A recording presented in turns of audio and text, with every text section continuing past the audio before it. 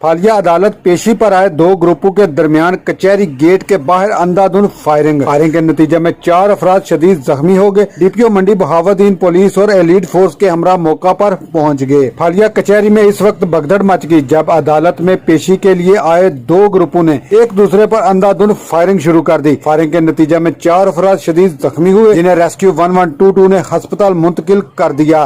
Firing का वाक़या के मुतल्लिक फालिया बार मोजम वड़ैच का कहना था कि फालिया कचहरी की नाके सिक्योरिटी के मुतल्लिक डीपीओ मंडी बहावुद्दीन और डीएसपी फालिया को भी आगाह कर चुके हैं। इसका कोई नोटिस न लिया गया, जिसकी वजह से आज फिर फायरिंग का अफसोसनाक वाक़या पेश आया है। फायरिंग की इतला मिलते ही डीपीओ मंडी बहावुद्दीन, डीएसपी सदर सर्कल और एसएचओ थाना फालिया पुलिस और एलीट फोर्स की भारी नफरी के हमरा मौका पर पहुंच गए हैं और कार्रवाई करते हुए 3 मुलजमान को असले समेत गिरफ्तार कर लिया है। रिपोर्ट मोहम्मद शहबाज मुगल, शान न्यूज, मंडी बहावुद्दीन। हर लम्हा हर खबर शान से।